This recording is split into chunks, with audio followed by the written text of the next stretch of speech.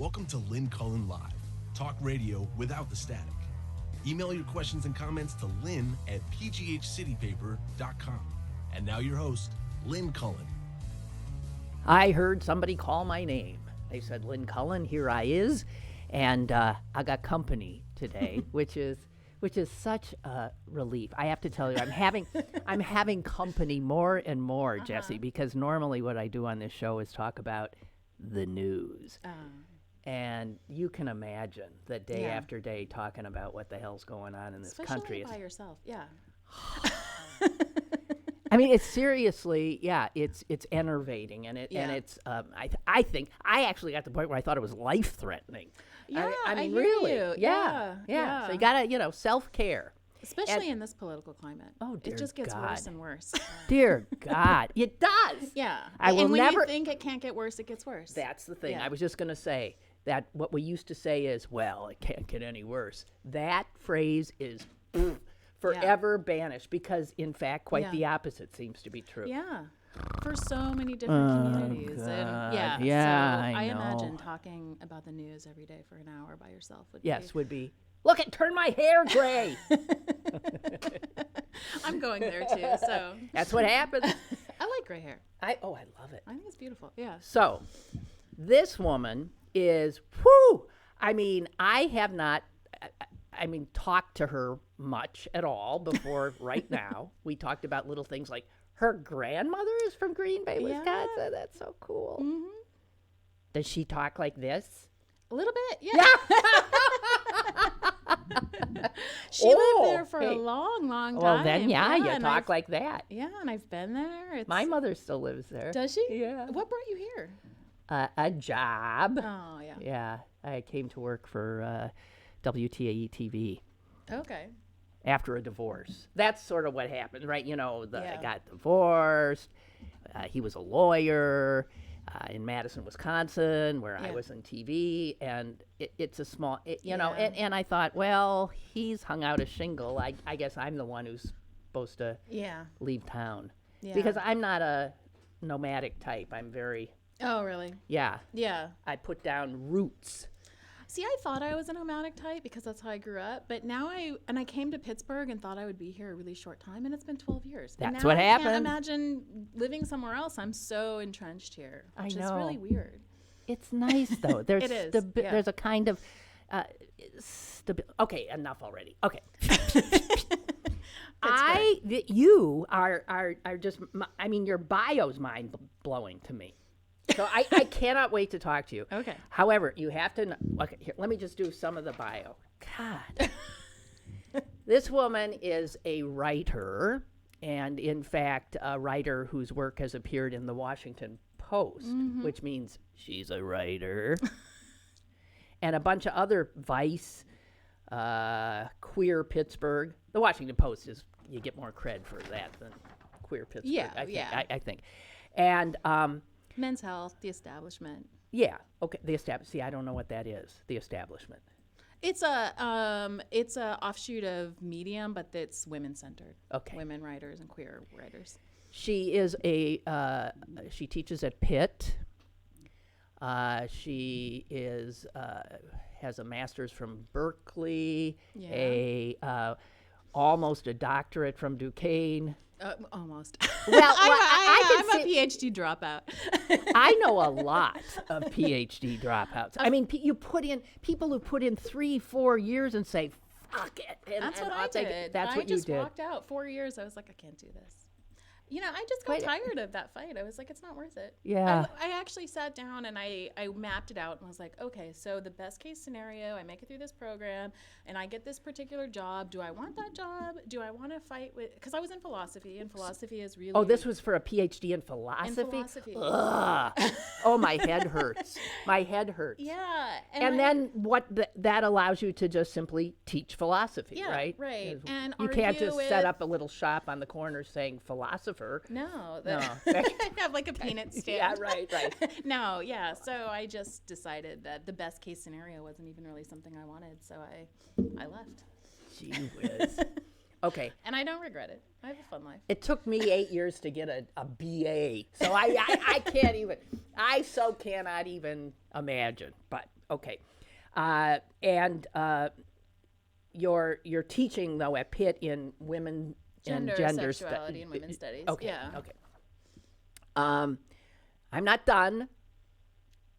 She is the mother of 3, including a 2-year-old whose birthday's today. Yeah, it's his birthday. Yeah. And a 2-year-old and 2 teenagers. God almighty.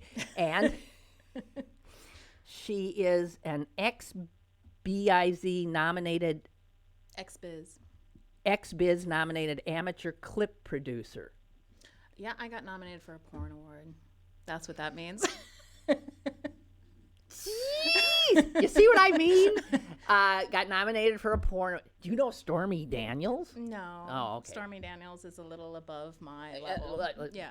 Bigger. Okay. A little bigger. And you're also an alternative model, Yeah. meaning that you don't fit the. Yeah. Does alternative model mean I'm not? Yeah. I don't. I'm not 6 foot tall. I'm not. Don't and look like I have thin anorexia. Yeah. Okay. I'm And- tattooed and I don't know. Everyone's tattooed now. But you got one arm that's really. Yeah. yeah. And this Oh, one but this too. one too? Yeah. Okay. Yeah. Well, that's weird. So you have lipstick on that, Yeah, and a this is- fan, and shoes, and then a red and umbrella. What umbrella. is that all? What? These are Why? all- so it's like my femme collection of femme It's stuff. that's all very feminine Yeah. stuff. So Yeah. the red umbrella is a symbol of sex worker rights and sex worker. Did I mention she's a sex worker? The We- porn award has probably implied that. Well, I don't. But Yeah, the shoe is from my wedding. We did a friend of ours set up a like an invitation for our wedding, and we had a symbol of mine and a symbol of my husband's, and so he has the other tattoo, like the complimentary thing. the male tattoo. It's actually a like a vitrola. So we just set because he's a sound person. So he You don't has mean that. sane. You mean he works in audio. Yeah. Sound. He's an audiophile, I should say. Okay. Yeah, and I just thought the fan was pretty. It is pretty. But so what's on that arm? These are all Flowers. and they're in the style of Mexican flowers from Frida Kahlo's paintings. So the tattoo artist who did them, I gave him a ton of her paintings and said I didn't want it to be like a representation of her, but just take those sorts of flowers. So he created this flower. So I'm one of the few people left on Earth who's not tattooed, and I want to say that I am sometimes blown away by the artistry of these people who Yeah, it's amazing. do this work. Yeah, these are all done by Michelle Joy at Gypsy Tattoo, and she does a very old, like, illustrator style, like woodblock style. Yeah, I'm amazing. The pain No, it doesn't hurt. doesn't hurt that much. No. I don't think it's that big of a deal. I'm surprised when people are like, "Oh, it was so terrible." I'm like, Nah, no big deal. yeah. Okay, Jessie Sage. I don't even know if I said her name. Jessie Sage. And she also is a columnist for Pittsburgh City Paper. Woo! And she has a podcast called Peepshow. Yep. Right? The Peepshow podcast. Yep. Peepshow. God, you're so. How can you have a 2-year-old, 2 teenagers, be a professor, and do porn stuff and pleasure people you don't even know on the phone or TV or the computer, whatever the hell it is you're doing? How can you do all that? That's a really good question. Yeah. I think I'm a little bit crazy. You know, I'm just trying to etch out a life. I don't know. I do it. I kind of triage stuff. I don't do everything all at once, you know. Yeah. I haven't done any, there's some work that I've been doing a lot more of. Like this fall, I've spent way more time on writing and teaching.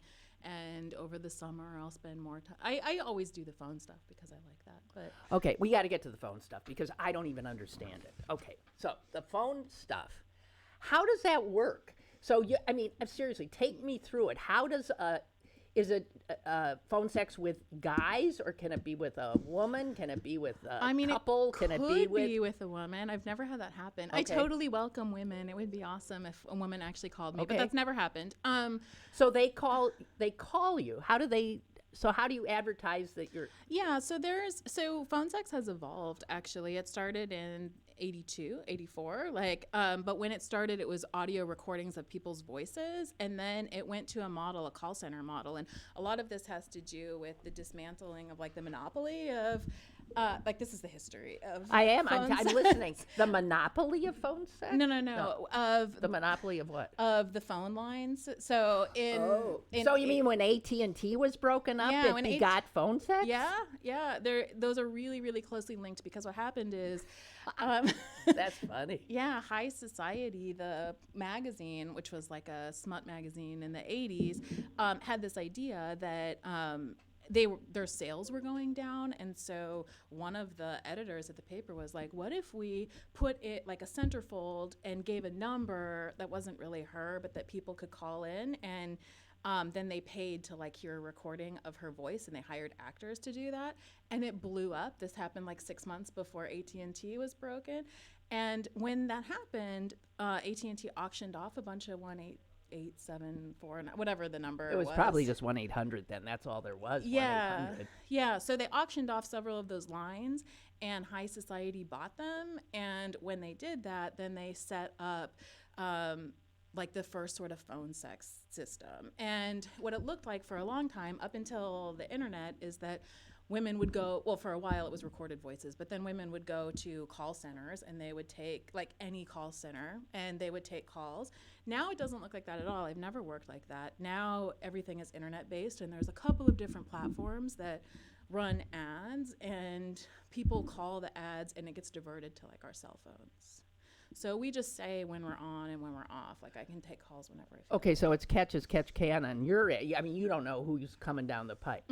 No. I mean, I have a lot of regulars.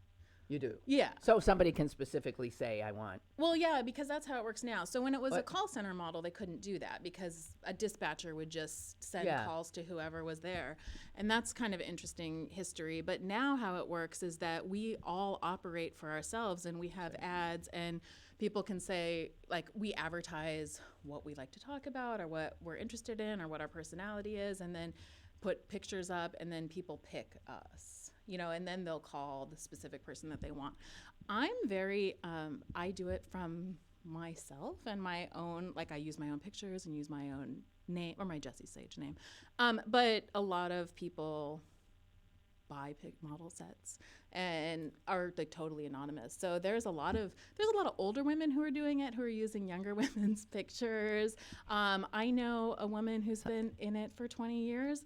She's kind of a mentor of mine, and she has so many different personas and characters, and she told her kids that she hopes she dies a slow death because she needs to kill off all of her characters. She can't just disappear because it's a whole... Every one of them is part of her. She has to like in these stories because she has different clients and customers who call her different personas, and she has ongoing 10-year stories, 10-year relationships going on with some people. So how much, wait, I got so many questions. How much does you get paid for a session? $2 a minute.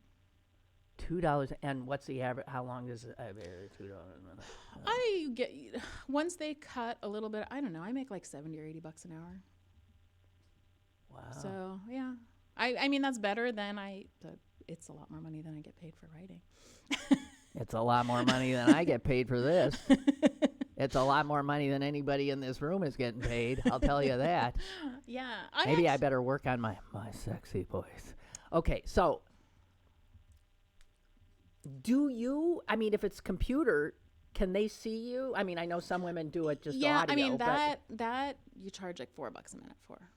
Like, that's more expensive. Like, I mean, people can charge more than that. People can charge whatever they want. But, like, the going rate now, and this is just information you could easily find by, like, looking at the sites, is $2 a minute just to talk, $4 a minute to turn your camera on.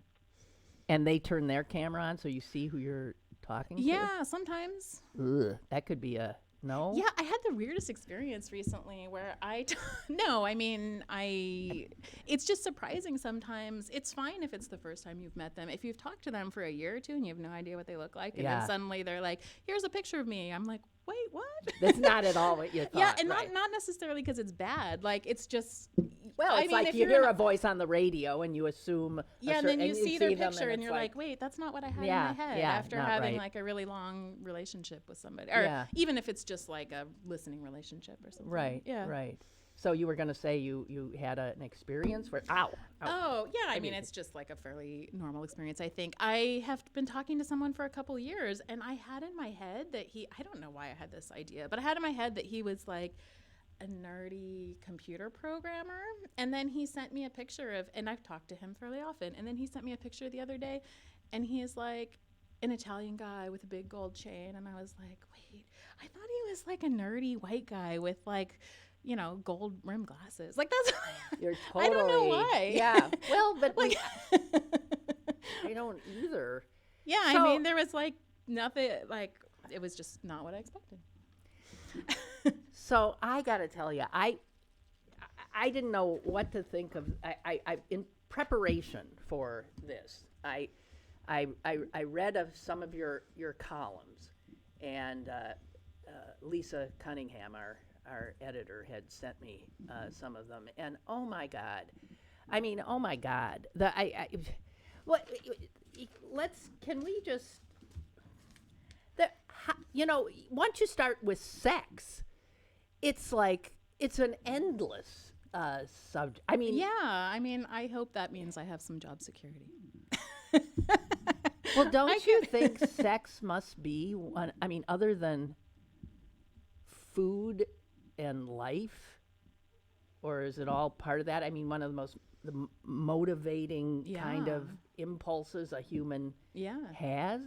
Yeah, I mean How- that's I think that. I think that's also why it's so interesting to me to Well, it's so fraught, though, and if you look at how I use the term loosely, humanity has created social structures and stuff, and religious structures and all that stuff. So much of it seems at heart to be about controlling sexuality. Yeah. Isn't I mean, it?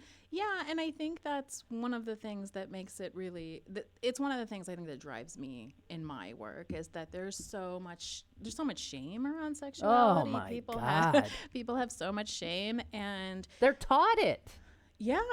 I mean, yeah. in I don't know, is there a religion that doesn't teach shame? A major religion that doesn't somehow make you not in feel- the Judeo-Christian No, tradition. well, that's where most of us are coming Right, from. yeah. Okay, and I would think Islam is the same Right. because Yeah. there's a lot of Muslim women walking around covered in, black Yeah. cloths. I don't. Yeah. Yeah. And so I think there's a lot of shame. And I think that people don't have a way of talking about their shame, and they don't have a way of talking about their sexuality or their desires, which is actually one of the reasons that I like phone sex so much, is that most of it is not sex. Most of it is, I think that people have this idea that I actually should just speak for myself, because I think people practice very differently. And so there are probably some people who want to have some people who are working in phone sex who want to do very quick one-offs with people and start off moaning and things like that. I never work like that, because I'm much more interested in where people are coming from, what they want, what they're interested in, what sort of blocks they feel like they have, and just in general, like about Well, you're their like going life. to a shrink. It is. So it's my like- average call is like an hour and 15 minutes, because it's actually funny. The other day I had somebody call who was obviously like masturbating when I picked up the phone, and then I started asking him what he was doing and what he was thinking about and where he was coming from, and we talked for 70 minutes, and then he was like, you know what? I don't really need to come. That was a good talk. I think I'm just going to go to bed. I'll call back another time. I like talked him right out of sex. Which, yeah, maybe that's not a good sales pitch for me. No, but that is. I mean, that he stayed there that long because you Yeah. had. He just started talking to was me a- about his life and the history of his relationships and what worked for him and what didn't work for him, and how he found himself single now and what that meant to him and what he was going to look for in the future. And So you're not.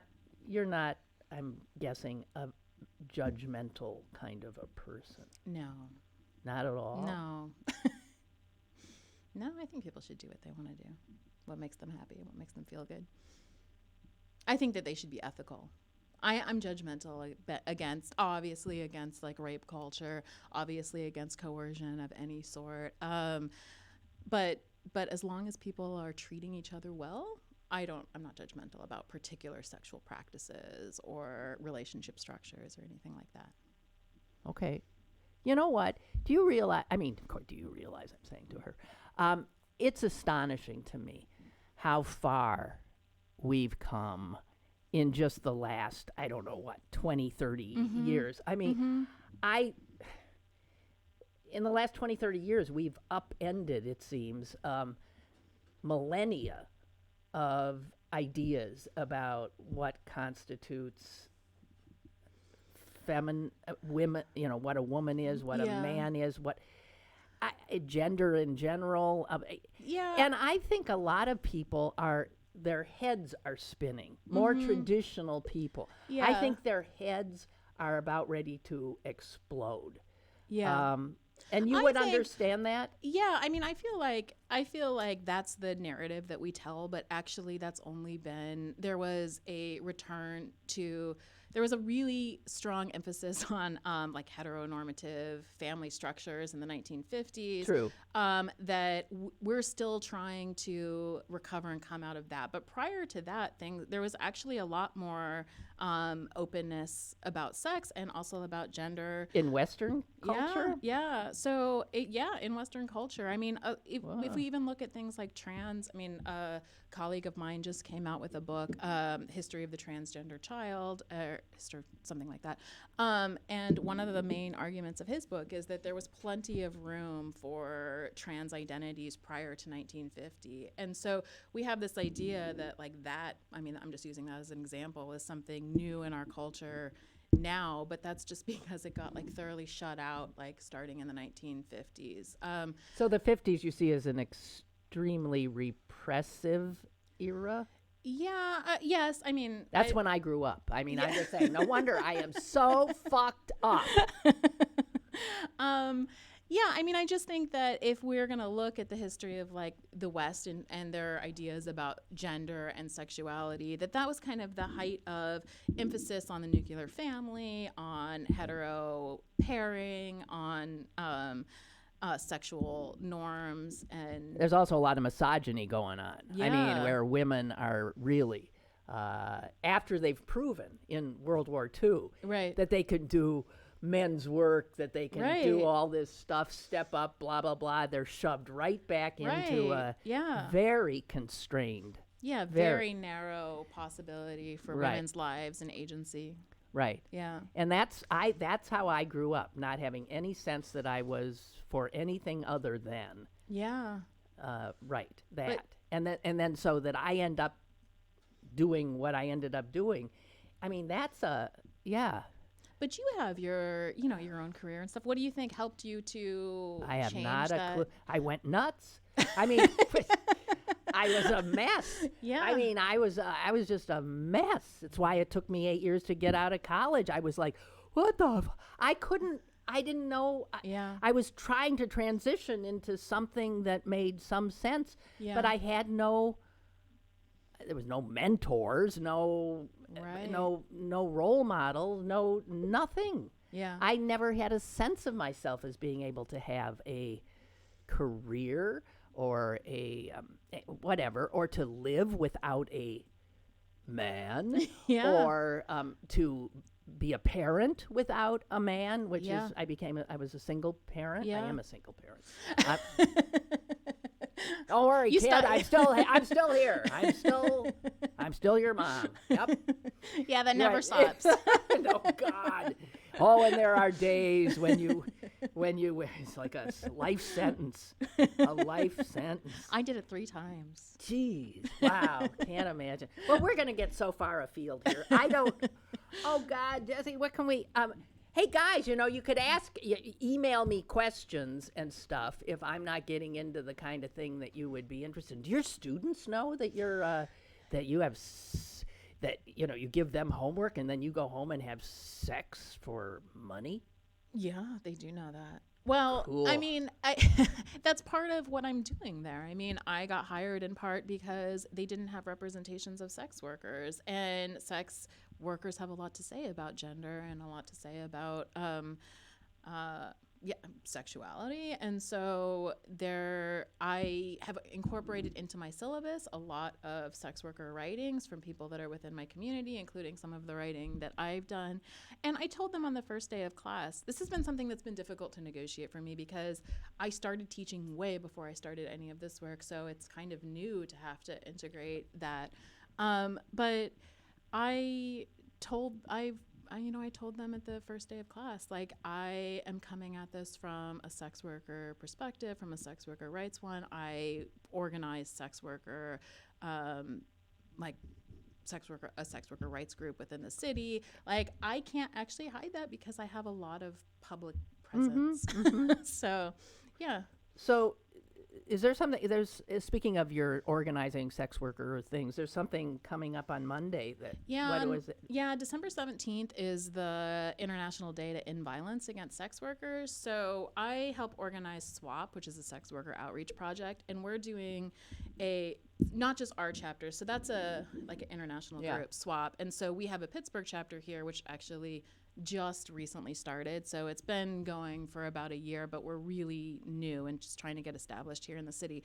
But we're, along with a bunch of other chapters all over the country, doing a vigil. So what we're going to do is get together, have a little ceremony, talk about the sex workers that we've lost over the years. So we have a list of 49 sex workers this year in 2018 who've been murdered on the job. So not in Pittsburgh. No, in the country? In the country. Yeah, the international list is much, much longer. We wouldn't even have time to read the names of all of the people internationally. And obviously phone sex is safer in that regard. Oh, You're talking about prostitution. Yeah, and mostly trans sex workers. So, I mean, there are cis women who've also been murdered, but trans women, and particularly trans women of color, are targeted really the worst. And so, I mean, that's like a lot of intersecting issues, obviously, like violence towards trans women and sex workers are coming together there to make that job particularly dangerous for them.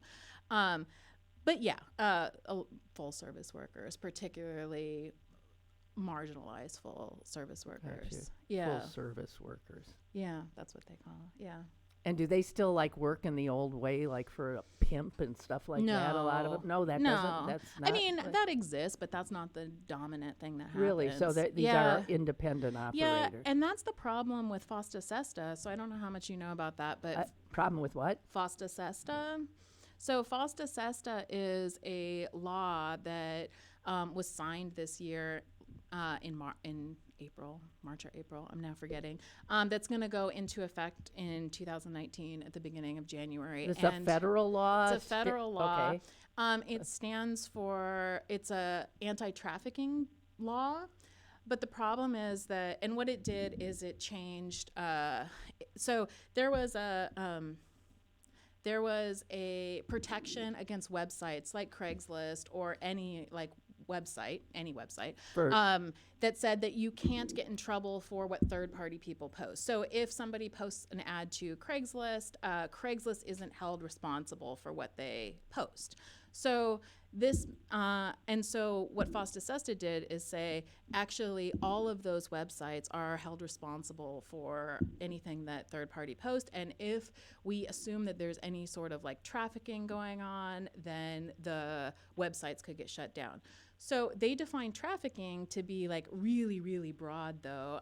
So even sex worker rights organizations like SWAP were concerned, if we are passing information about how to be safe, for example, is that going to be considered trafficking because it's their definition is so broad. So this is a big problem because and this is where I'm getting to with the pimps, things that were happening is that a huge majority of the current sex workers were not working the streets and they were not working with pimps. They instead were placing ads like you do for phone sex, like in the same sort of way. And it also meant that they could do a ton of screening. So it made them safe. Not only could they do screening, but they could also talk to each other about like who's safe and who's not safe and who should we avoid. And they did references for each other and things like that. And all of those got shut down. So Craigslist personals got shut down. Backpage got shut down, which was the biggest problem, particularly for the most marginal people, because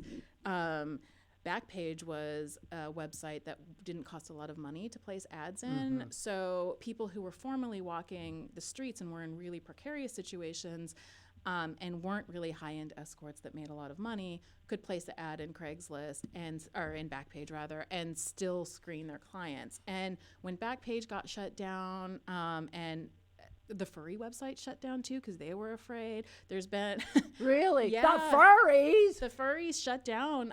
They shut down their website because they were afraid that they might get in trouble if there was any sort of transaction. So a lot of places where people were working to be much safer, like now are back out. Now on they're the street. back out on the street. So, Jesus.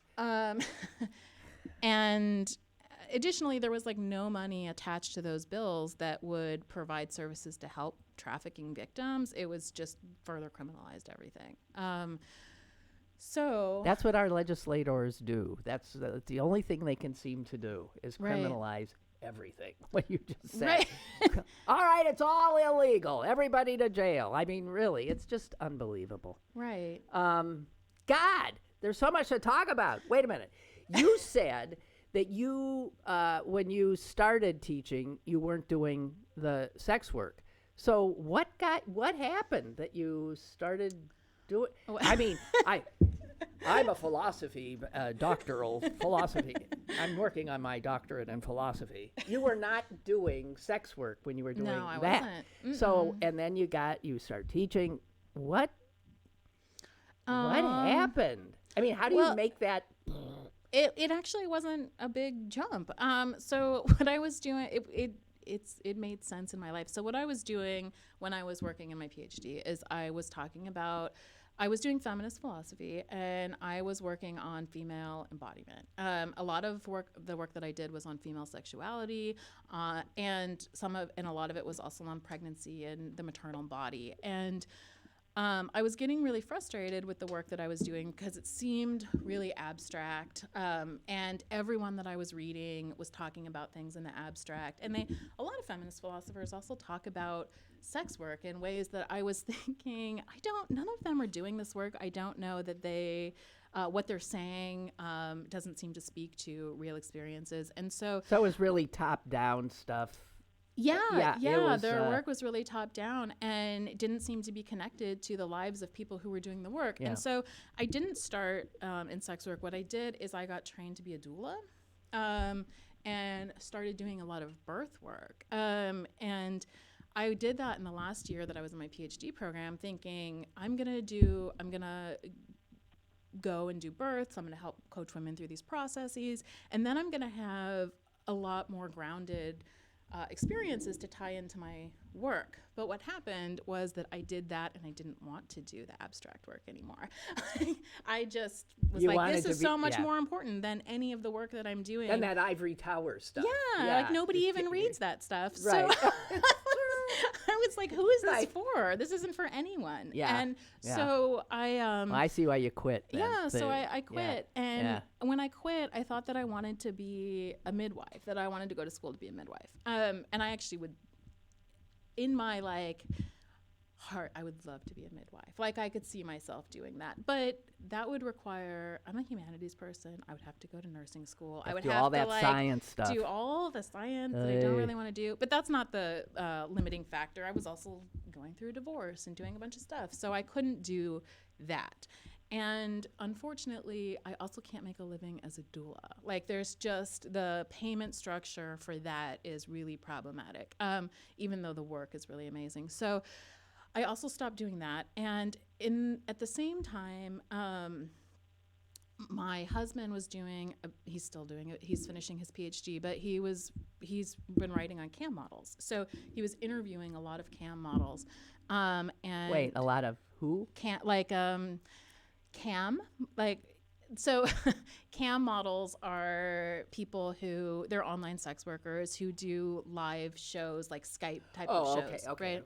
And we know a lot of people who were doing a lot of camming, and I was really interested in what they were doing. So I thought that I would try it out and see if camming was something that was interesting to me. And it turns out like camming is not interesting to me, but I don't really like it. But I gave it like a real honest try. And I don't really like it because I'm an introvert. Like I'm not a I like one-on-one conversations. I really like to like dive into So a cam model is just doing. They're doing this thing that then goes not to a specific. To like a big room. So the way that Yeah. camming works is that you have your room, you have your like a cam like this, you have your cam on, and then you have a bunch of people who come into your room, and there's like a sidebar, and they can talk to you. I see. But there are cam models who are way more skilled than me, who have like really good relationships with their clients. But I'm not good at the one-on-many. Like I like one-on-one interactions. Yeah. And so it didn't really make that. So I tried it because I was like, I listen to a lot of stories of like cam models, and I read, and I run this podcast. And so I was like, well, I should try it, but I didn't particularly like it. And so what somebody was doing phone sex, and they were like, you should try that out. You might like it. And the first day I did that, I was like, I'll do this for the rest of my life. It's like it's my it's my medium, you know. It's like the first time somebody shoved me into a radio studio. I said, but I've never even listened to talk radio, but I don't know what you do. They said, just do it. You'll be a natural. I sat within 5 minutes. Yeah. It was like, oh yeah, oh yeah. This is Yeah. like, Yeah. It's weird. You just It is weird. know it. Yeah, and I was really nervous, and then somebody called, and I still talk to him actually. It's been a couple of years, but he calls me like once a month. The first person that called me was a psychology professor, and we talked about his wife dying and all sorts of stories about him raising his daughter by himself. And we talked for an hour or two, and he's called me once a month for the last 2 years, like just to check in. And you build these like really nice relationships. You know, a with lot of people say, "Oh, how sad though." So why can't he find a woman in his life? He dates. Well, here's the thing, and we've talked. I mean, this is he makes a lot of sense to me. What he says. This is what I've gathered from a lot of conversations with him. He still, I'll sit closer. He still loves his wife, and he can't like be emotionally available to somebody else in the way that he thinks that he should. And so he has these relationships with sex workers in order to have some sort of a connection, but then he checks out for a month, you know. And like if you're trying to have a relationship with someone, that's really difficult, but it's fine for me. You know, it doesn't bother me. And you can have these a lot of people assume that transactional sexual relationships aren't meaningful, but you can have very meaningful relationships with people. What about you falling in love with some of these people? I've never actually had that happen. You haven't? No. What is your husband? Your husband doesn't feel threatened by it? No, it's different. It's very bounded. I think that's why I think that's why it feels safe for him, you know, for this particular client, but for a lot of people who use sex workers in this way, it's bounded. It's, you know, within that particular context of that call or that date or that interaction. And so, you know, I've had people tell me that they love me, but it almost feels like a fantasy, like the fantasy of being in love. And it's never felt to me threatening to my real life. And you don't feel compelled to say, I love you too, because that would not be true. No, I never say that. No, because it's not honest. Right. Yeah. Yeah, I mean, I'm very open to like letting people express what they need to express, because I feel like in those moments, I think maybe somebody needs to feel that. They need to feel connected. They maybe are missing being able to tell someone during sex that they love them or something. And so I'm okay with letting them express that. But I'm not going to set up, you know, unrealistic expectations by saying it back. So you wrote one of your columns about, you could write books and books and books about women being so extraordinarily damaged because of this ideal that Yeah. none of us can meet. And it starts when you're just a little girl. Yeah. And I mean, I know I am burdened to this Yeah. day by, I think we all are. hatred of Yeah. my body, of parts of it, because Yeah. that is so damaging. And men generally don't have that at No, all. and here's the weird thing about it to me. I mean, I've interviewed so many sex workers for my writing, for my podcast, and they're also my friends, so we have these conversations. And one of the things that's been like a consistent pattern of a lot of the women that I've talked to is that doing this sort of work has actually helped them to undo a lot of that, which I think is not what people expect. I don't want to frame this as like validation from men, because I don't actually think that that's what it is. I think that that human desire is much more expansive than we assume it to be. I think, and I think that we have this idea that we're supposed to be a particular thing, but that's not even what everybody wants. And so are white women more screwed up about this than black women, in your estimation? That's actually really interesting. So I wrote a couple pieces for Vice where I talked about BBW, like the categorization of BBW, which is big, beautiful women. So it's a category like within porn, but also it's kind of bled out to outside of porn as well. So I talked to a lot of women who were classified as BBWs to talk to them about how they feel about this classification. And the thing that was really interesting to me is I also talked to a lot of black women, and for the white women, they dealt a lot more with that. And the black women who were identified as BBWs, they said that they didn't have a lot of people give them a hard time about weight. It was more racialized. So for like the sort of harassment that you get on cam rooms, for example, because not all interactions are positive, obviously. Like I can't say that all interactions are positive, but a lot of white women would talk about like having their bodies scrutinized in particular ways, and black women were like, yeah, that kind of happens, but they're much more interested in talking about my race than they are talking about my body, or talking about fat in particular, if we're gonna like talk about fat. So that's interesting. I mean, I'm a white woman, so I can't really speak to that, but all I can say is that in talking to a lot of different women, the way that these things work out, the way that clients interact are different based on race. With monogamy, monogamy, it's what we're supposed to Monogamy. do. Yeah. With life expectancy, people living like my mom, 96, okay? And is it even rational to expect two people to? No. I think too. I don't think so. I don't think we're wired that way. No, we're obviously not wired that way. Right. Men not wired that way, more so than even but women. I don't think women but are women wired aren't that either. Yeah. No, I agree. But no, I mean, this is kind of what I talked about in this week's column, is that it seems to me like a lot of the conflicts that a lot of people have about their sexuality has to do with not just having one partner, but having an expectation of having one partner that's supposed to meet all of your sexual needs, all and emotional needs and everything else. I mean, that's just friggin' impossible.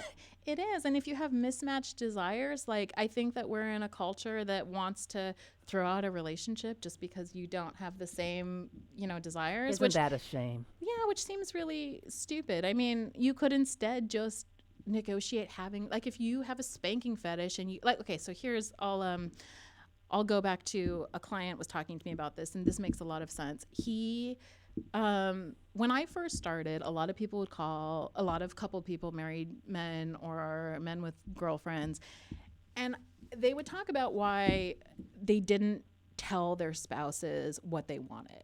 And I used to think that that was really sad when I first started, and I'd be like, why don't they talk to them? But then one person in particular said to me, I don't want to ask. He had a spanking fetish, which is why that came up in my head. He's like, I don't want to talk to her about that and ask her to do it, not because she won't do it or she'll judge me, but because she will do it because she loves me, but she's not into it, and I don't want to put this like pressure on her to perform something for me that she's not going to feel good about.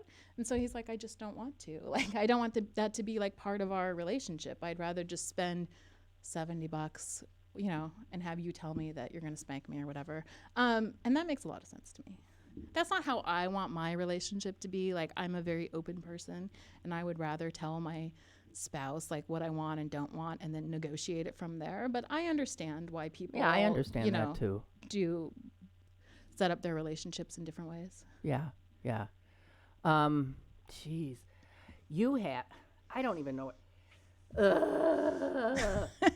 I'm not even getting to any of this stuff that I intended to get to. You're pretty strong about you have a trans son. Is that something you've written about? That it is something I've written about. Do you want, I mean, is that something? I mean, yeah, we can. I mean, well, I don't know how he feels about that. Yeah, you know? I mean, I don't bring my son into my work very much. Right. Yeah, I asked his permission. I'll just say this. I asked his permission before I wrote the column about his I actually wrote it about his name change in particular. And that was I read that and I was sobbing last night. That's nice. Oh my God. And I asked okay. Yeah, I was just going to say I asked his permission to write that and said that I wasn't going to use his name or anything, and he said that I could write it, and he read it and he liked it.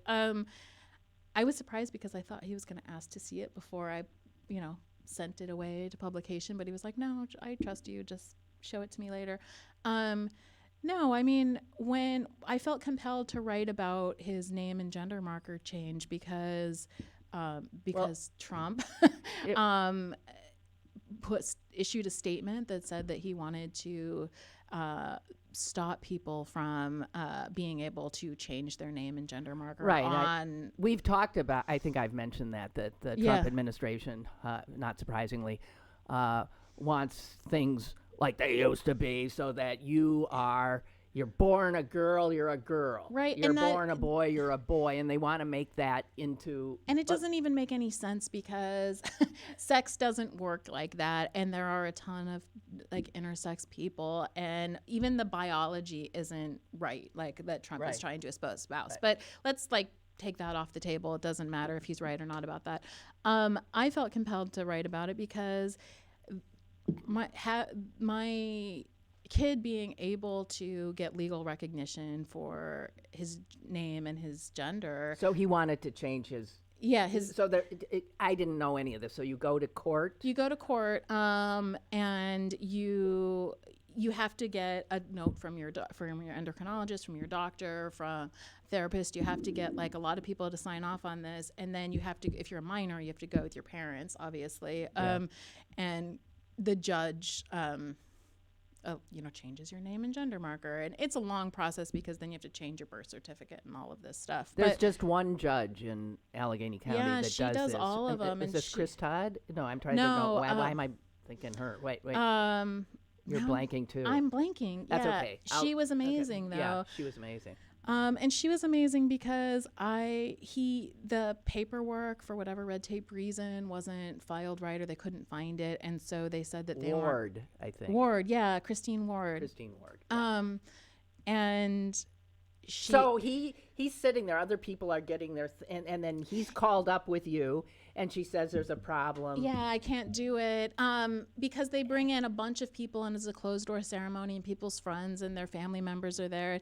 It's way more like a wedding ceremony than it is like a court appointment because everybody's crying because they've been working up to this point, and they told him that he couldn't have his done that day, and he just sobbed. I can't even it's hard for me to talk about that, but it was amazing though because she saw how important that was to him and figured out how to do it, and he got his name changed, and it was beautiful. It was an amazing experience. When did you have a sense that, No, I didn't.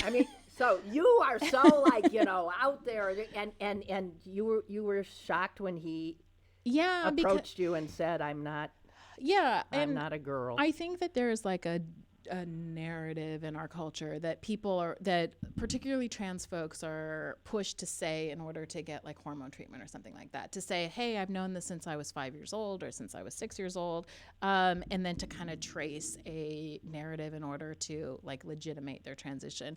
But for most people, gender is like a very abstract concept, and I've talked to a lot of psychologists and I've done a lot of reading that says that while that is the case for some people, that is certainly not the case for most people, because even the idea of gender and trying to wrap your head around what that would mean needs to come like developmentally, like later. And so it wasn't, you know your kids. I did not expect him to like walk the straight and narrow, but I didn't know what that was going to look like. You know, I just assumed he was going to be like a bohemian artist somewhere. Like, you know? Sure. But you don't know what shape that's going to take or what that's going to look like. And so I was surprised, but not, if that makes sense. But I didn't know it was going to be that. Though that's a rough road he's chosen. It is a rough road. I mean, as a mom, you must be worried. It's hard. It's hard. It's hard, but I think that's why it's my job to do everything that I can do to support him. I think we've gotten, this is pretty long here. Ray has written in. Let me just cut to the chase here. How do we maintain a resistance to rape culture and the sex objectification of women, but promote using sex as if it was just like any other commodity? I really resent the normalization of deviant behavior to assuage individual angst. My granddaughter deserves a better world, not just a different one. Okay. Yeah, I think that a lot of people hold that position. What I would say about that is that actually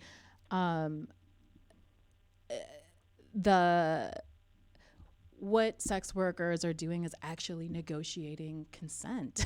And I think it's something that's very different than rape culture. So I know I have to think about the best way to answer this, but I think that a lot of the work that feminists are doing, but also that sex workers are doing, is to talk about women's autonomy, women's sexual autonomy, the value of like our own value, and that I don't think that sexual objectification can be equated with commodification. I think that people have a right to do the sort of work that they want to do and to use their bodies in the way that they want to. And I don't think that promotes rape culture, actually. I think that it does something that's actually quite opposite.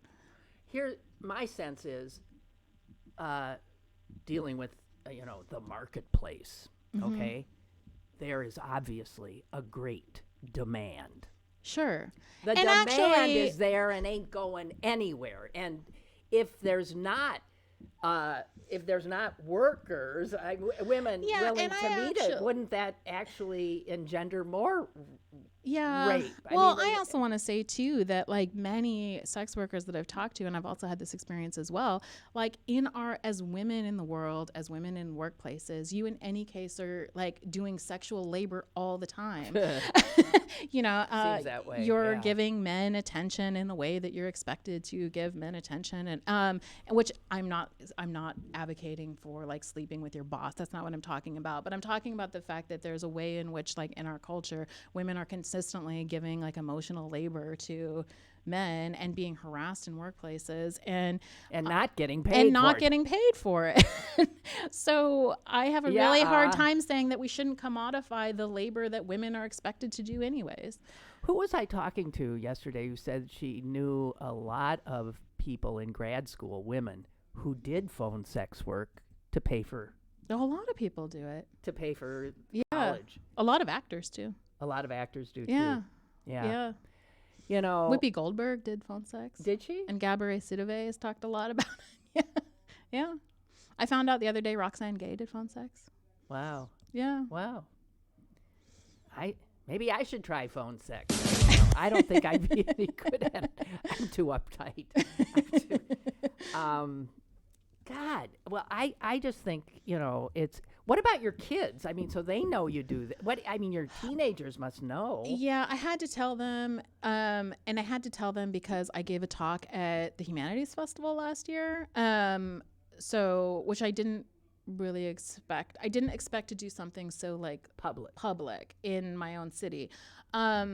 But I had a talk accepted about masculinity and phone sex and like what I've learned about masculine socialization through my work in phone sex. And it was accepted. And then I just thought I would go and give the talk, but I realized that it was going to be blasted with my picture all over Facebook and all of the other social media. So I sat down with them and took them out to dinner and said like, hey, I'm giving this talk and it's on phone sex. And the reason that I'm giving it is because I do phone sex. And they were like, okay, cool. And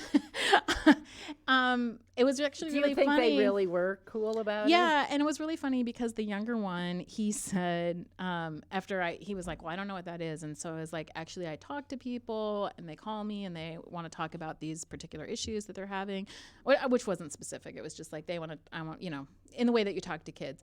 And he was like, wait, so you're like a therapist, that's but you what talk I think, about yeah. sex? And I was like, yeah, that's it. You understand it.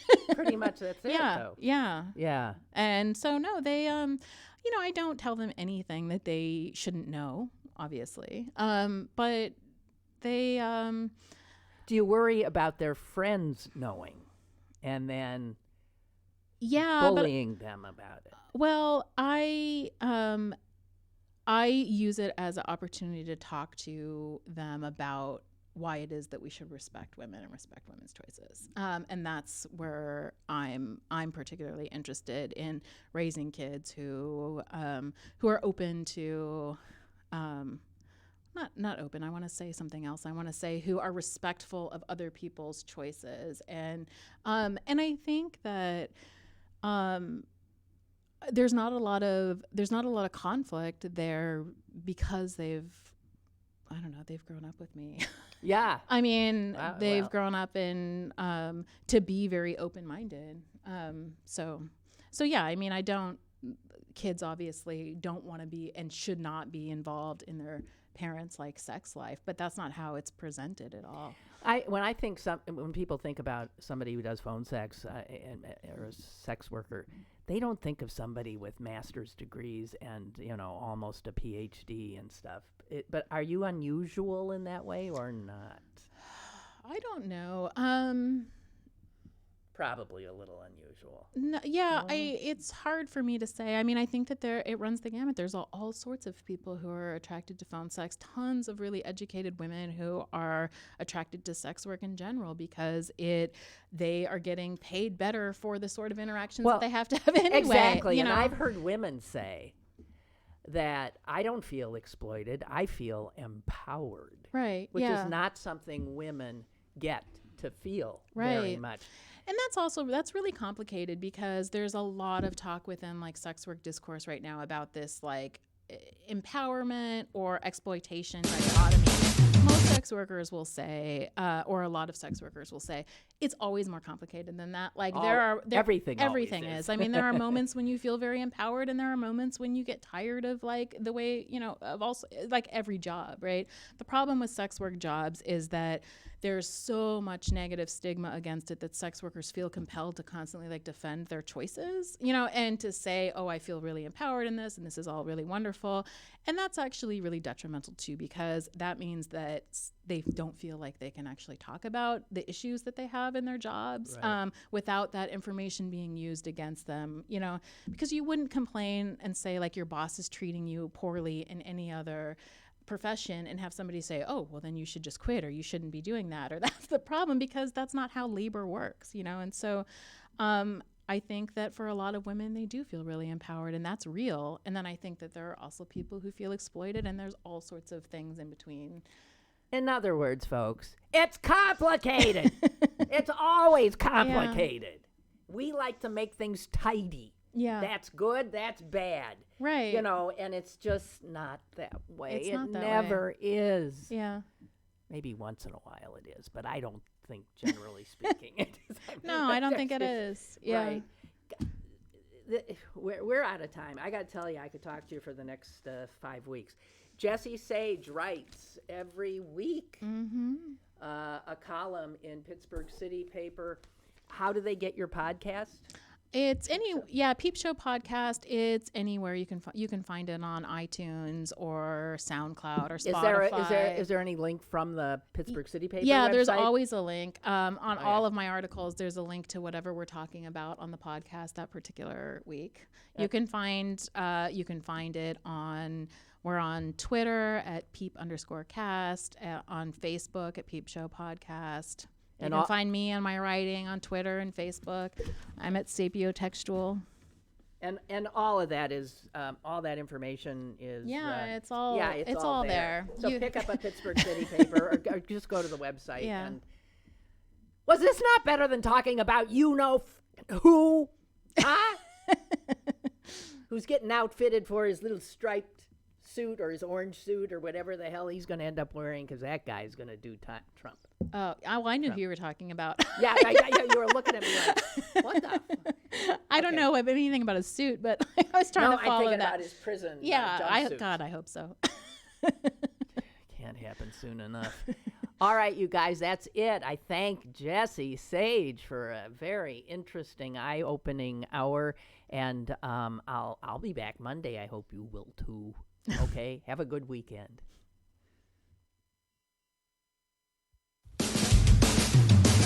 Lynn Cullen Live, Monday through Friday from 10 a.m. to 11 a.m. and archived at pghcitypaper.com. The opinions expressed on Lynn Cullen Live are those of the host and do not necessarily reflect the viewpoints of Pittsburgh City Paper or its advertisers.